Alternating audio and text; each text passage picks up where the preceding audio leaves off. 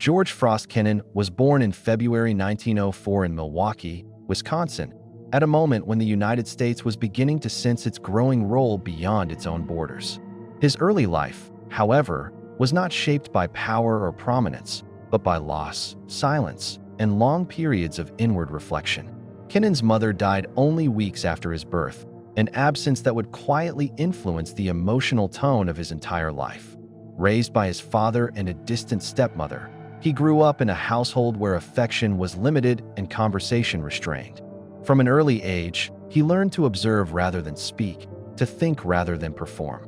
This inward disposition would later distinguish Kennan sharply from many of his contemporaries in American public life. Where others sought attention, he cultivated patience. Where others believed history could be bent quickly by force, Kennan learned to think in decades rather than months. His childhood did not produce confidence in spectacle or rhetoric, but instead a deep familiarity with solitude, reading, and quiet judgment. Kennan attended St. John's Military Academy in Wisconsin, an experience that reinforced discipline but did not inspire enthusiasm for military life. The rigid routines of the academy impressed upon him the limits of authority based purely on hierarchy. He respected structure, but remained skeptical of power divorced from understanding. This skepticism would remain with him throughout his career, particularly when military solutions were proposed for political problems. In 1921, Kennan entered Princeton University. At Princeton, he did not stand out as a charismatic leader or public intellectual. Instead, he gravitated toward history, literature, and foreign languages. He was particularly drawn to European history, fascinated by how nations rose and declined over long stretches of time. Unlike many American students of his era, Kennan did not view the United States as the inevitable culmination of historical progress. He saw it instead as one society among many, shaped by circumstance rather than destiny. During his university years, Kennan developed a habit that would later define his professional work: extensive private writing. He kept journals, wrote letters, and recorded reflections not for publication, but for clarity. Writing, for Kennan, was a tool of thinking rather than persuasion. This habit sharpened his ability to articulate complex ideas with precision, even when those ideas ran counter to popular opinion. After graduating from Princeton in 1925, Kennan faced a decision common to many young Americans of his generation: whether to pursue a conventional domestic career or to engage with a wider, uncertain world. He chose the latter. That same year, he passed the highly competitive United States Foreign Service examination, entering a diplomatic corps that was still relatively small, elitist, and European in orientation. The Foreign Service of the 1920s was not yet the global institution it would later become.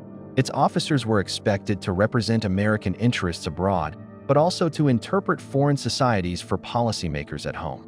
This dual responsibility suited Kennan's temperament. He was far more interested in understanding how other nations thought than in asserting American influence over them. Kennan's early postings took him to Europe, where he encountered societies still recovering from the devastation of the First World War.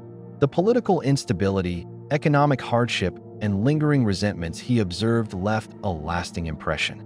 He came to believe that international behavior could not be explained solely through ideology or leadership personalities. Instead, he saw nations as products of historical experience, trauma, and long-standing cultural patterns. It was during these early years that Kennan began to develop a particular interest in Eastern Europe and Russia. Unlike many Western diplomats, who viewed Russia primarily through the lens of ideology or threat, Kennan sought to understand it as a civilization shaped by geography, insecurity, and historical isolation. He immersed himself in Russian language studies, literature, and history, believing that true comprehension required more than translated documents or second-hand analysis. Kennan's linguistic discipline was exceptional. He believed language was not merely a tool of communication, but a window into how people structured reality itself. Russian, with its complexity and emotional depth, offered insights that official briefings could not. Through language, Kennan began to grasp the internal logic of a society that many Americans regarded as opaque or irrational. By the late 1920s, Kennan had established himself as a serious and intellectually rigorous diplomat. Yet he remained largely unknown outside professional circles. He did not seek publicity, nor did he cultivate political patrons. His ambition was not power, but accuracy. This often placed H. By the late 1920s, Kennan had established himself as a serious and intellectually rigorous diplomat. Yet he remained largely unknown outside professional circles. He did not seek publicity, nor did he cultivate political patrons. His ambition was not power, but accuracy. This often placed him at odds with a diplomatic culture that increasingly rewarded confidence over caution and decisiveness over reflection. Kennan's early writings from this period reveal a growing concern with the pace of modern politics. He worried that democratic societies, particularly the United States, were becoming impatient with complexity. In his view, foreign policy required restraint, historical awareness, and a willingness to accept ambiguity. These qualities, he feared, were in short supply. As the 1920s drew to a close, the world began to change rapidly. Economic instability spread, political extremism gained ground, and international cooperation weakened. Kennan observed these developments with a sense of unease, but also with analytical clarity. He did not believe history was repeating itself in simple patterns. Instead, he saw each crisis as the result of specific historical conditions, demanding careful study rather than ideological response. By 1930, George F. Kennan was still a relatively junior diplomat, far from the influence he would later wield. Yet the foundations of his worldview were firmly in place. He had learned to value patience over pressure, understanding over assertion, and long-term consequences over short-term victories. These principles would guide his analysis during the most consequential geopolitical conflict of the 20th century. At this stage in his life, Kennan could not have known that his ideas would one day shape American strategy for decades. Nor could he have predicted that his warnings would often be misunderstood or selectively applied. What he did know was simpler and more personal. History moved slowly.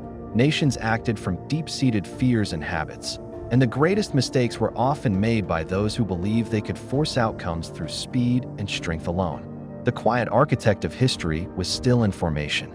The world he would soon encounter, particularly in Russia, would test his assumptions and refine his insights.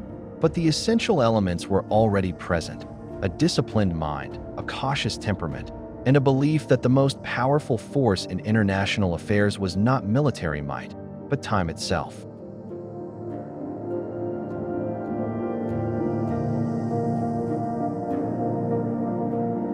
By the early 1930s, George F.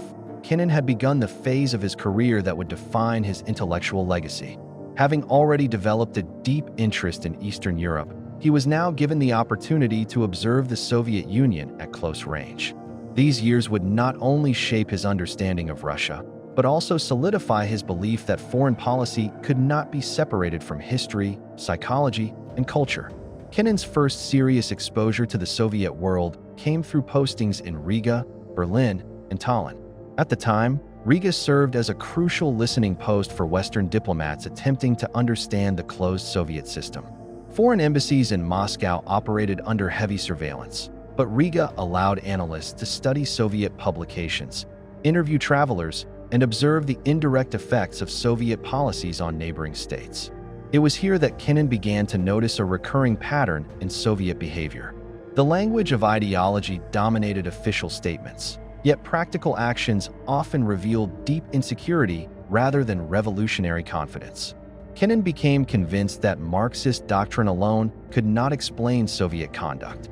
Instead, he saw continuity with older Russian traditions: fear of encirclement, suspicion of outsiders, and reliance on centralized authority. Kennan's commitment to understanding Russia went beyond official reporting. He devoted himself to mastering the Russian language at an advanced level, believing that translation inevitably diluted meaning. Through Russian literature, he encountered a society shaped by suffering, endurance, and a profound sense of historical grievance. Writers such as Dostoevsky and Tolstoy offered insights into the emotional and moral landscape of Russia that political texts could not provide. In the mid-1930s, Kennan was assigned to the American embassy in Moscow. The Soviet capital presented a stark contrast to the Europe he had known. Public life was rigidly controlled, social interaction was constrained, and foreign diplomats were isolated from ordinary citizens. Surveillance was constant, and trust was rare. Kennan found the atmosphere oppressive, yet intellectually revealing. From his position in Moscow, Kennan observed the Stalinist system at its height. The purges of the late 1930s were underway, eliminating perceived enemies within the Communist Party, the military, and society at large. Kennan did not witness these events directly, but he sensed their impact everywhere. Fear permeated daily life, and official optimism rang hollow. What struck Kennan most was the contradiction between Soviet rhetoric and Soviet reality. The regime portrayed itself as historically inevitable and ideologically confident, yet behaved as though it were permanently under threat. This contradiction reinforced Kennan's growing belief that Soviet foreign policy was defensive at its core, shaped less by plans for conquest than by an enduring sense of vulnerability. Kennan's reports to Washington emphasized this psychological dimension. He warned against interpreting Soviet actions as expressions of immediate military ambition. Instead, he described a leadership driven by caution, secrecy, and long-term suspicion. He argued that the Soviet system sought security through control, not through cooperation, and that it measured success in terms of stability rather than expansion. These assessments were not always well received. In Washington, policymakers often preferred clearer categories and more immediate conclusions. Kennan's nuanced analysis did not lend itself easily to policy slogans or rapid decisions. Nevertheless, his reputation as a serious and perceptive observer began to grow within the Foreign Service. Kennan's time in Moscow also deepened his skepticism toward ideological explanations of international behavior. He observed that Soviet officials themselves often behaved pragmatically, even cynically, behind closed doors. Ideology served as a language of justification rather than a reliable guide to action. This insight would later become central to his strategic thinking. As the 1930s progressed, tensions in Europe increased. Nazi Germany's rise altered the balance of power, forcing the Soviet Union into a series of strategic recalculations. Kennan followed these developments closely, particularly the shifting relationship between Moscow and Berlin. The Nazi-Soviet Pact of 1939 confirmed his belief that ideology could be subordinated to security when circumstances demanded. Throughout this period, Kennan continued to refine his understanding of Russia as a historical entity rather than a revolutionary anomaly. He saw Soviet leaders as inheritors of an imperial tradition that predated communism. Geography, in his view, mattered as much as ideology. Russia's vast borders, lack of natural defenses, and history of invasion contributed to a persistent fear of external threats. By the end of the 1930s, Kennan had accumulated an unusual depth of experience for an American diplomat. He had lived inside the Soviet system, learned its language, and studied its history with seriousness and restraint. Yet he remained cautious about drawing definitive conclusions. He believed that understanding a society was an ongoing process, never complete. As Europe moved toward war, Kennan sensed that the fragile balance between cooperation and conflict could not last. The alliance structures forming across the continent suggested that temporary alignments would soon give way to deeper divisions. In this emerging environment, Kennan's insights into Soviet behavior would become increasingly relevant. By 1941, Kennan was no longer simply a student of Russia. He had become one of the few Americans capable of interpreting Soviet actions without resorting to caricature or fear.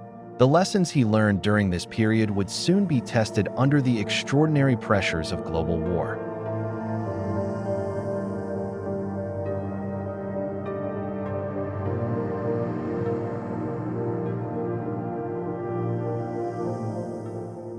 The outbreak of the Second World War marked a decisive turning point in George F. Kennan's professional life. By 1941, Europe was no longer defined by uncertainty alone, but by open conflict and collapsing diplomatic conventions.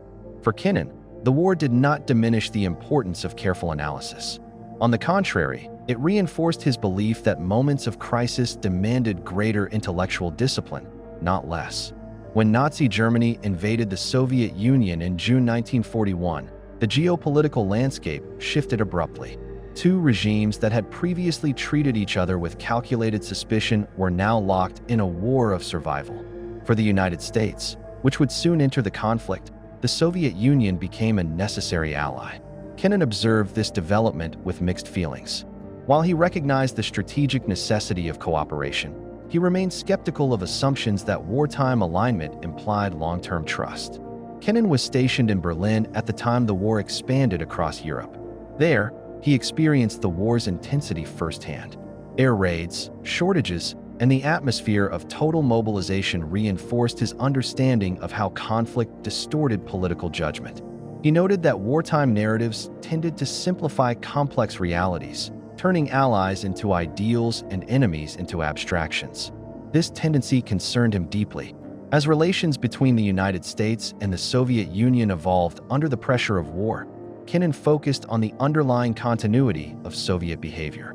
He warned that cooperation against a common enemy did not erase long-standing patterns of suspicion.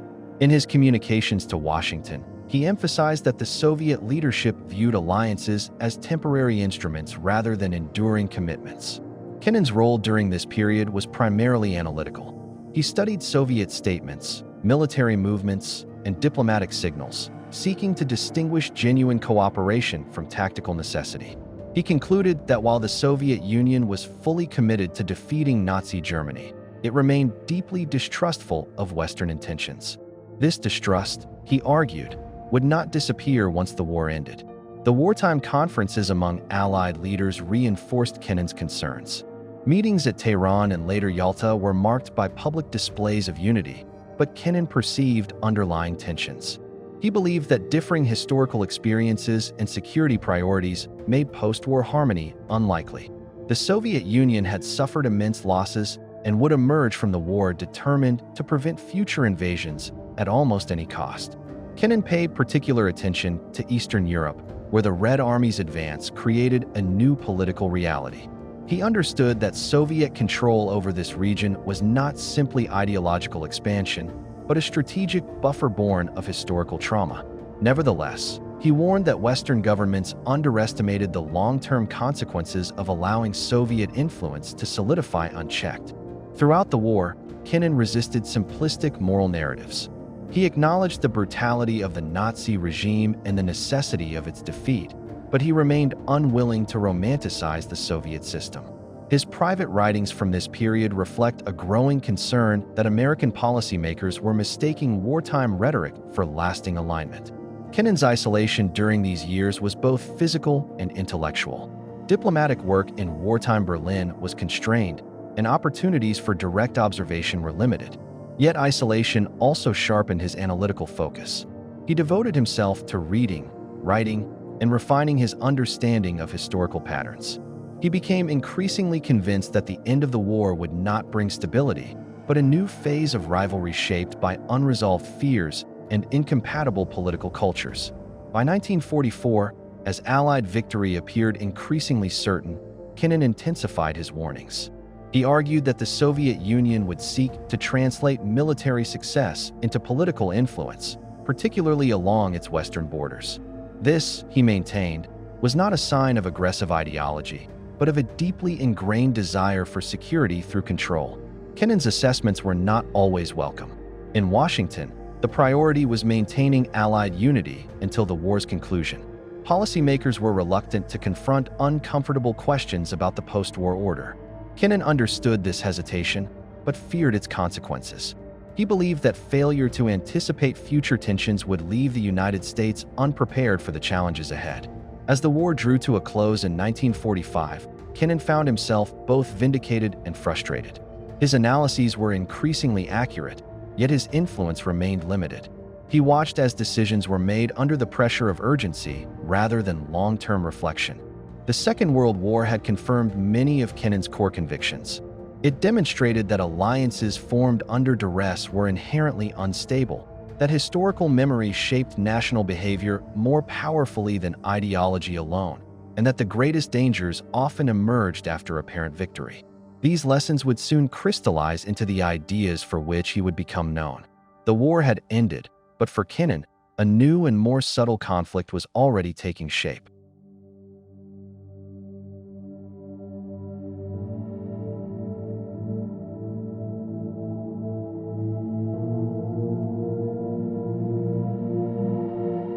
In early 1946, George F. Kennan found himself at the center of a rapidly hardening relationship between the United States and the Soviet Union. The Second World War had ended only months earlier, yet the sense of shared purpose that had united the former allies was already fading. Misunderstandings multiplied, trust eroded, and expectations on both sides diverged sharply. It was in this atmosphere that Kennan produced the document that would define his public legacy, the Long Telegram. At the time, Kennan was serving as charge d'affaires at the American Embassy in Moscow. Relations with the Soviet government were tense and increasingly opaque. American officials in Washington were frustrated by what they perceived as Soviet intransigence, while Soviet leaders viewed Western initiatives with suspicion. Requests for economic cooperation were rebuffed, diplomatic engagement stalled, and communication became strained. Washington asked its embassy for clarity. Why was the Soviet Union behaving this way? What did it want? And how should the United States respond? Kennan's answer came in the form of an extraordinarily long and detailed telegram sent on February 22, 1946. Running to more than 8,000 words, it was far longer than standard diplomatic communications. Kennan did not intend it to be provocative. He intended it to be explanatory. The long telegram was not a policy prescription in the narrow sense. It was an analysis, grounded in history, psychology, and political culture.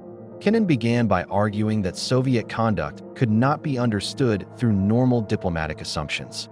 The Soviet leadership, he explained, viewed the world through a lens shaped by insecurity, ideological rigidity, and historical experience. They believed conflict with capitalism was inevitable, not necessarily immediate, but persistent. Crucially, Kennan emphasized that this worldview did not make the Soviet Union reckless or irrational. On the contrary, he described Soviet leaders as cautious, patient, and deeply aware of their own limitations. They preferred indirect pressure to direct confrontation, exploiting divisions within the Western world rather than risking open war. Kennan rejected the idea that Soviet behavior was driven by short-term military aggression. Instead, he portrayed it as a long-term political struggle conducted across economic, ideological, and diplomatic spheres. The Soviet system, he argued, relied on the perception of external threat to justify internal control. As a result, compromise was difficult, but not impossible. One of the most important aspects of the long telegram was its emphasis on time. Kennan believed the Soviet system contained inherent weaknesses. Economic inefficiency, political repression, and ideological rigidity would eventually erode its vitality. The task of American policy, in his view, was not to destroy the Soviet Union, but to outlast it. He argued that the United States should respond with firmness and confidence, resisting Soviet pressure where necessary, but avoiding unnecessary provocation. Military force, he cautioned, was a blunt instrument ill-suited to the nature of the challenge. What mattered more was political stability at home, economic strength, and unity among Western allies. The telegram arrived in Washington at a moment of uncertainty. Many officials were searching for a framework to make sense of post-war tensions, and Kennan's analysis provided one. It circulated widely within the government, quickly gaining attention among senior policymakers. For some, it offered a coherent explanation for Soviet behavior. For others, it appeared to confirm growing fears. Yet from the beginning, the long telegram was subject to selective reading. Kennan's nuanced argument was often reduced to simpler conclusions. His emphasis on patience and restraint was overshadowed by his description of ideological conflict. His warnings against militarization were less frequently cited than his call for firmness. Kennan himself was uneasy about the reception of his analysis. He had hoped to encourage thoughtful engagement, not doctrinal rigidity. He believed that understanding Soviet motivations would reduce the risk of miscalculation. Instead, he sensed that his words were being absorbed into a policy environment increasingly inclined toward confrontation. In the months following the telegram, public discourse in the United States hardened. Speeches and editorials framed the Soviet Union as an implacable enemy. Kennan watched this shift with concern. He believed that exaggerating Soviet strength and intentions would lead to unnecessary escalation. For Kennan, the greatest danger lay in misunderstanding the nature of the conflict. If policymakers treated the Soviet challenge as primarily military, they would respond with military tools. reinforcing the very dynamics he had warned against. The result, he feared, would be an arms race driven by fear rather than necessity. Despite these concerns, the long telegram cemented Kennan's reputation as a leading expert on Soviet affairs. He was soon recalled to Washington and placed in a more prominent advisory role. His ideas would continue to influence American strategy, though not always in ways he intended. Looking back, the long telegram can be seen as both a moment of clarity and the beginning of a long misinterpretation. Kennan had articulated a vision of strategic patience, historical awareness, and disciplined restraint. What emerged instead was a tendency toward rigid doctrine and simplified narratives. In 1946, however, these outcomes were not yet fully visible. What was clear was that the wartime alliance had ended, and a new era had begun. The long telegram marked the point at which uncertainty gave way to structure, and analysis gave way to strategy. For George F. Kennan, it was a moment of profound influence, but also the start of a lifelong struggle to reclaim the original meaning of his own ideas.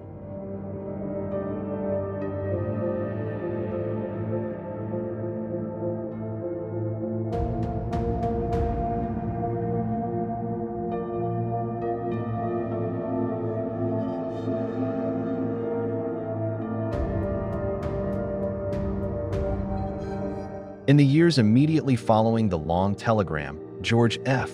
Kennan's ideas moved from analysis into policy. This transition, however, was neither straightforward nor faithful to his original intentions.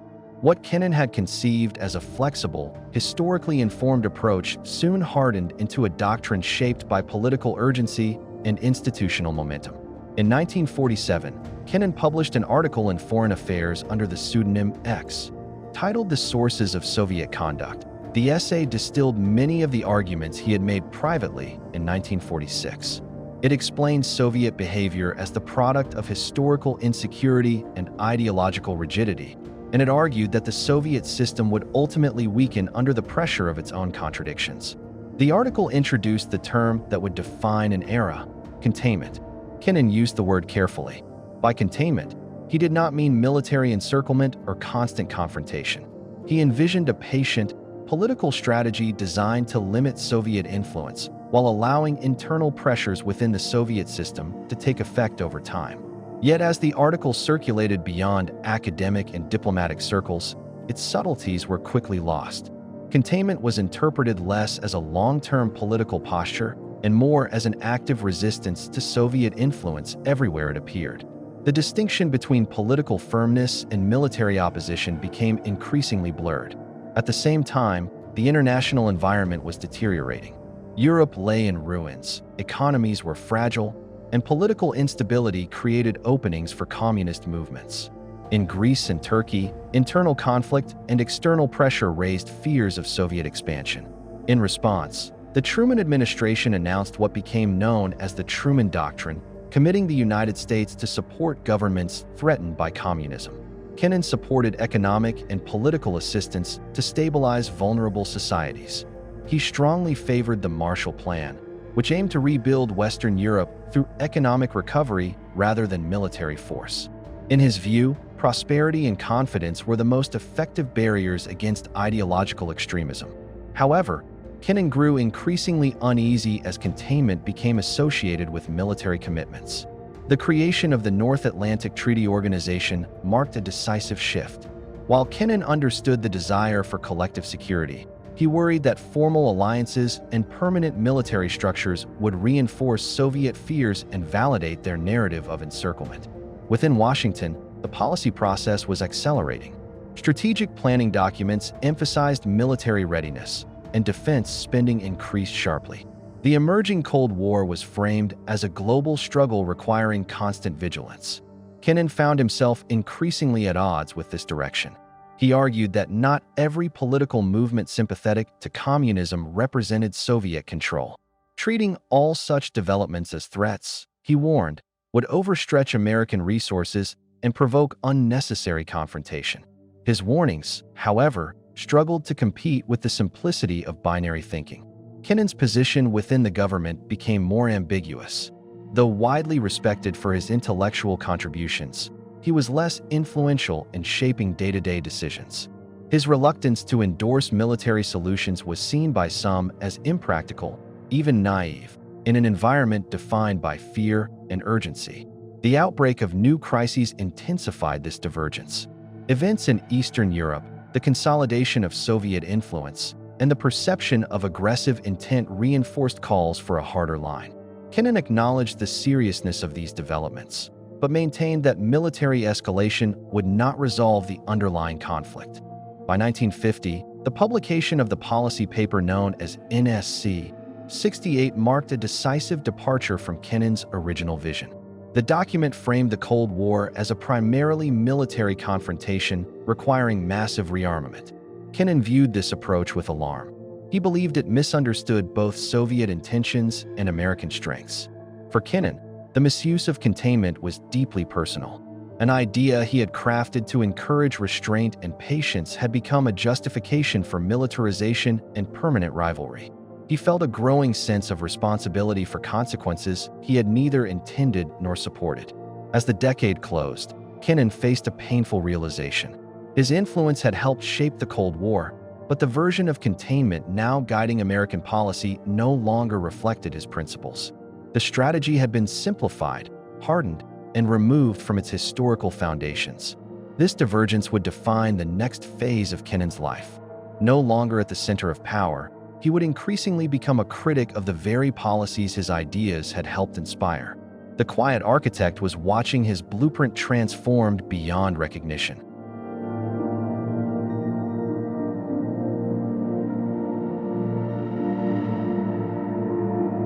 By the early 1950s, George F. Kennan had moved from the center of American strategic thinking to its margins. The Cold War was no longer a theoretical framework or an emerging rivalry. It had become an entrenched system of alliances, military planning, and ideological confrontation. For Kennan, this transformation represented not progress, but a dangerous departure from the principles he believed were necessary for long-term stability. Kennan's opposition to the militarization of containment became increasingly explicit. He argued that framing the Cold War primarily in military terms misunderstood the nature of the Soviet challenge. The Soviet Union, in his view, was not seeking immediate war, nor was it capable of sustaining one without severe internal strain. Treating it as an omnipresent military threat, he warned, would lock both sides into a cycle of escalation driven more by fear than by strategic necessity. This position placed Kennan at odds with prevailing sentiment in Washington.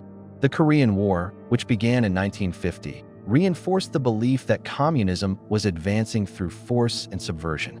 Calls for rearmament intensified, and military institutions gained greater influence over foreign policy.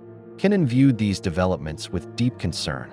He opposed the expansion of nuclear arsenals, arguing that reliance on nuclear deterrence introduced risks that far outweighed any potential benefits. Nuclear weapons, he believed, distorted political judgment by offering the illusion of absolute security. Rather than stabilizing relations, they increased the stakes of miscalculation to catastrophic levels. Kennan's dissent was not limited to abstract theory. He spoke publicly and privately against policies he believed were short-sighted.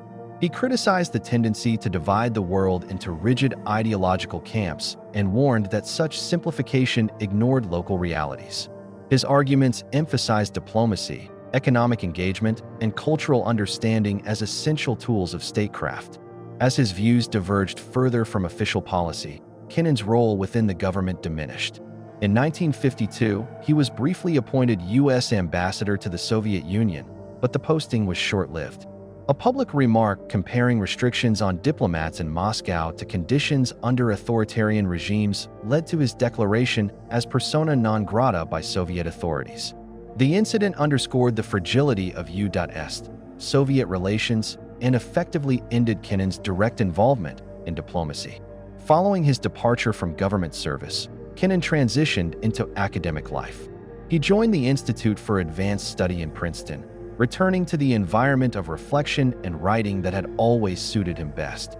From this position, he continued to analyze international affairs, free from the immediate pressures of policymaking.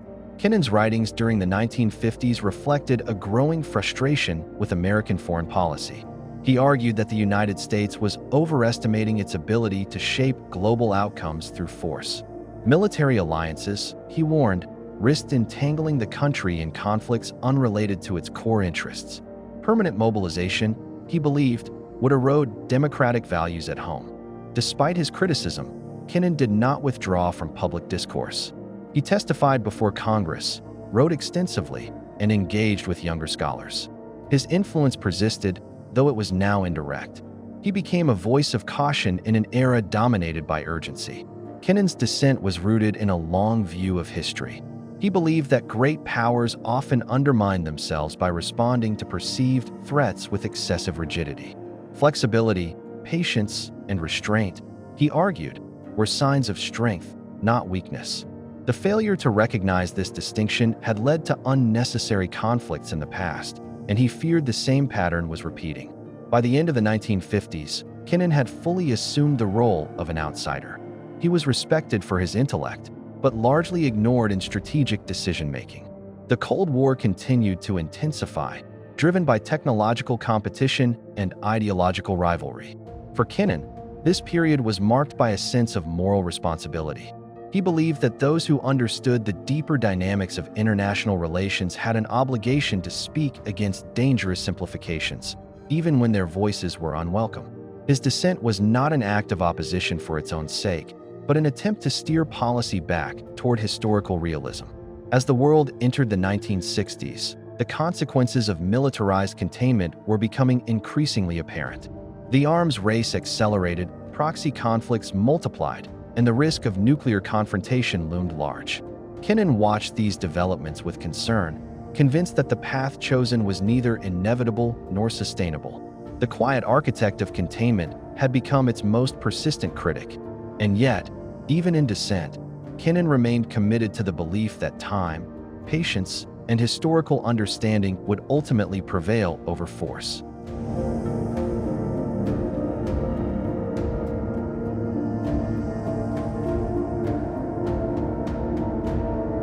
By the early 1960s, George F. Kennan had become a rare figure in American public life, widely respected, frequently cited, yet largely ignored in practice. The Cold War had entered a new phase, defined by nuclear parity, proxy wars, and ideological rigidity.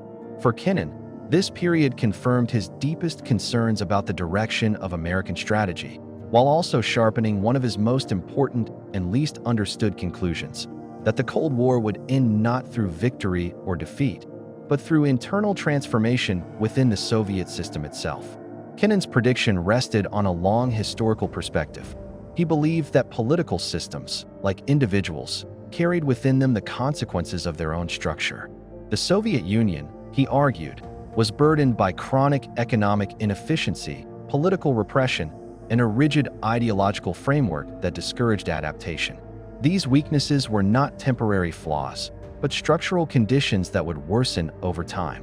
During the 1960s, Kennan observed the Soviet Union struggling to meet the material and social expectations of its population. Industrial output lagged behind that of the West, agricultural production remained unstable, and technological innovation was constrained by centralized control. Kennan viewed these problems not as signs of imminent collapse, but as indicators of long-term exhaustion. He rejected the idea that external pressure alone could force systemic change. Military threats, in his view, only reinforced the Soviet leadership's reliance on control and repression. Instead, he argued that stability in the Western world, combined with patience and consistency, would gradually expose the limitations of the Soviet model. Kennan was particularly critical of the arms race. He believed that nuclear competition served no meaningful political purpose. The accumulation of weapons far beyond any rational requirement for defense distorted national priorities and consumed resources that could have been directed towards social and economic development. More importantly, it created an environment in which fear replaced judgment. Throughout the Vietnam War, Kennan emerged as a prominent critic of American intervention. He argued that the conflict was being misinterpreted through the lens of containment, without regard for local history or political context. Vietnam, he insisted, was not a decisive front in a global ideological struggle, but a regional conflict rooted in colonial legacies and internal divisions. Kennan warned that prolonged military involvement would weaken American credibility rather than strengthen it. He believed that attempting to impose political outcomes through force undermined the very principles the United States claimed to defend. His testimony before Congress during this period reflected a deep concern for the moral and strategic costs of interventionism. At the same time, Kennan continued to emphasize dialogue and cultural exchange as tools of long-term influence. He supported diplomatic engagement, arms control negotiations, and academic exchange programs. These initiatives, he believed, allowed societies to observe one another without the distortions of propaganda. Kennan's assessment of the Soviet Union during this period remained consistent. He did not deny the regime's capacity for repression or its willingness to exert influence abroad. However, he argued that the greatest threat to Soviet stability came from within. The system's inability to reform itself, he believed, would eventually erode its legitimacy. By the 1970s, signs of stagnation within the Soviet economy became increasingly visible. Growth slowed, innovation lagged, and public cynicism grew. Kennan observed these developments with a sense of confirmation rather than triumph. He had long argued that time favored systems capable of adaptation, and he believed the Soviet model lacked this capacity. Despite these insights, Kennan was often portrayed as overly optimistic or detached from reality. Critics argued that his emphasis on patience underestimated the dangers posed by authoritarian regimes. Kennan responded by reiterating that the greatest dangers arose from misjudgment and overreaction. He cautioned against interpreting temporary Soviet assertiveness as evidence of renewed strength. In his view, such behavior often reflected internal insecurity rather than confidence. The more rigid the system became, the more it relied on external posture to compensate for internal weakness. As the Cold War entered its fourth decade, Kennan's prediction became increasingly clear. The conflict would not end with a decisive military confrontation. Instead, it would dissolve as the Soviet system gradually lost its ability to sustain itself. This outcome, he believed, could be delayed or accelerated depending on how the West conducted itself. Kennan's vision of the Cold War's end was notably restrained. He did not foresee dramatic collapse or sudden victory. He anticipated a gradual transformation marked by reform, accommodation, and eventual disengagement from ideological confrontation. By 1980, the world had not yet caught up to Kennan's perspective. The Cold War still dominated international relations, and military planning continued to shape policy. Yet beneath the surface, the dynamics Kennan had identified were quietly at work. The end, when it came, would not resemble a battlefield triumph. It would reflect the slow accumulation of internal pressures, the limits of centralized control, and the enduring influence of time. For Kennan, this outcome was not a matter of hope, but of historical logic.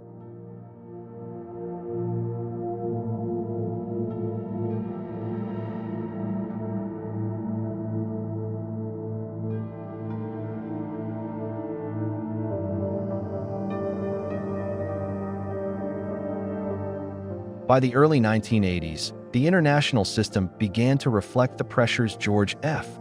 Kennan had described decades earlier.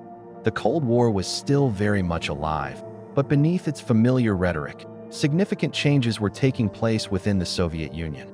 These changes were not immediately visible to outside observers, yet they would soon reshape the global order. In the United States, the election of Ronald Reagan marked a shift in tone and posture. Reagan's administration adopted a more confrontational rhetoric toward the Soviet Union, emphasizing military strength and ideological clarity. Many interpreted this approach as a decisive break from the policies of détente. Kennan, however, viewed the moment with caution rather than enthusiasm. He acknowledged that the Soviet system was under severe strain, but he rejected the idea that external pressure alone was responsible. In his view, the roots of Soviet decline lay primarily in internal dysfunction. Centralized economic planning struggled to meet the demands of a modern society. Technological innovation lagged behind the West. Public trust in institutions eroded steadily. Kennan warned against interpreting Soviet weakness as an invitation to triumphalism. He believed that excessive pressure could provoke defensive reactions and delay reform. The goal, as he saw it, was not humiliation or collapse, but transformation. The distinction mattered greatly to him. In 1985, Mikhail Gorbachev became General Secretary of the Communist Party. For Kennan, Gorbachev's rise represented a critical moment. Unlike his predecessors, Gorbachev openly acknowledged the need for reform. Policies of perestroika and glasnost signaled an attempt to address systemic stagnation through restructuring and openness. Kennan observed these developments with guarded optimism. He had long argued that meaningful change would come from within the Soviet system, not from external coercion. Gorbachev's reforms appeared to confirm this view, yet Kennan also understood the risks involved. Reform threatened entrenched interests and destabilized long-standing structures. As reforms progressed, the limitations of the Soviet system became increasingly apparent. Economic inefficiencies proved difficult to correct, and political openness unleashed forces the leadership could not fully control.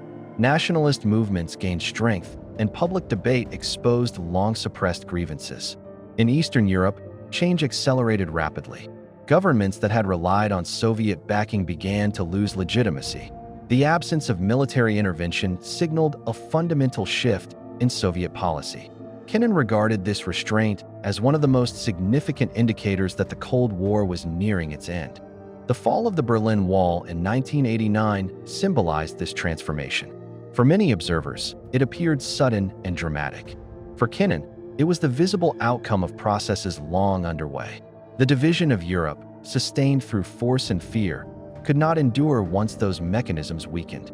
Throughout this period, Kennan cautioned against simplistic narratives of victory. He emphasized that the end of the Cold War was not the result of superior military power or ideological conquest. It reflected the exhaustion of a system unable to reconcile its ambitions with its capabilities. As the Soviet Union approached dissolution, Kennan expressed concern about how the West interpreted events.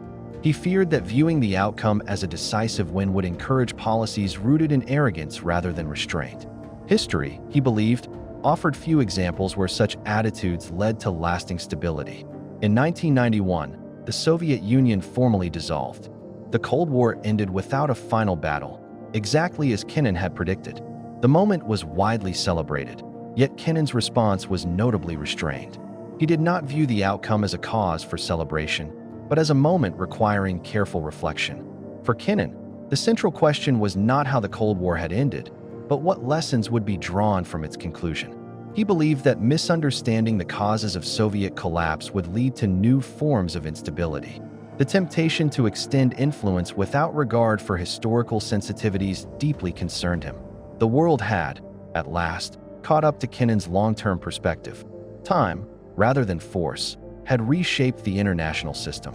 The challenge now lay in managing the aftermath with the same patience and historical awareness that had allowed the conflict to end peacefully. The Cold War was over, but for Kennan, history was far from finished.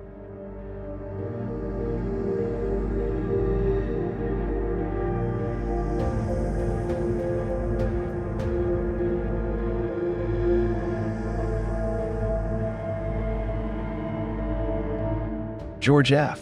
Kennan did not live to see the 21st century unfold in full, but he lived long enough to witness something few of his generation ever expected. The Cold War, the defining conflict of his adult life, ended without the catastrophic violence so many had feared.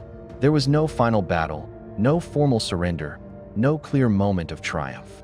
Instead, the system he had spent decades analyzing, warning against, and ultimately distancing himself from, collapsed under its own weight. By the late 1980s, Kennan was in his mid-80s. His public role had diminished, but his mind remained sharp, his memory precise, and his sense of historical proportion intact. From his home in Princeton, he observed the changes in the Soviet Union with a mixture of cautious satisfaction and restrained concern. Unlike many American commentators, he did not greet these developments with triumphalism. He did not see them as a victory to be celebrated, but as a confirmation of long-standing structural realities. The rise of Mikhail Gorbachev marked a turning point that Kennan had anticipated in theory, if not in detail. Gorbachev's policies of glasnost and perestroika reflected a recognition within the Soviet leadership that the existing system could no longer sustain itself. Economic stagnation, political rigidity, and the moral exhaustion of ideological control had reached a breaking point. For Kennan, this was not surprising. It was the outcome he had predicted decades earlier, when he argued that Soviet power was inherently fragile and dependent on internal discipline rather than genuine popular legitimacy. Kennan paid close attention to Gorbachev's language. What struck him most was not the reforms themselves, but the tone. There was an absence of ideological hostility, a willingness to engage with the West not as an enemy, but as a reality. This shift confirmed Kennan's belief that the Cold War had never been an inevitable clash of civilizations.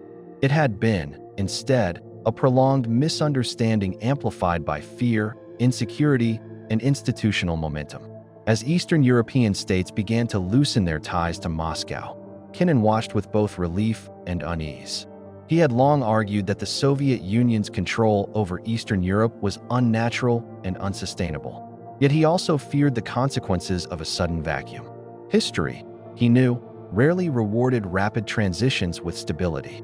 His concern was not for the preservation of Soviet influence, but for the avoidance of chaos.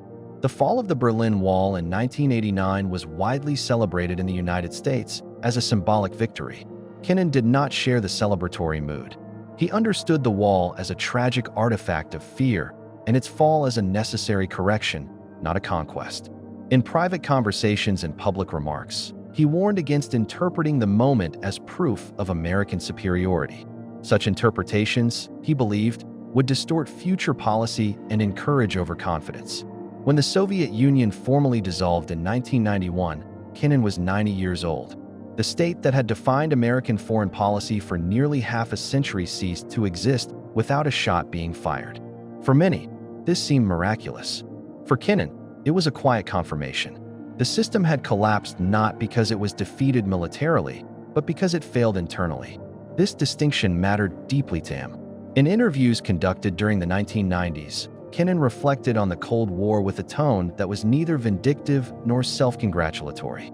He acknowledged that containment, as originally conceived, had played a role in limiting Soviet expansion.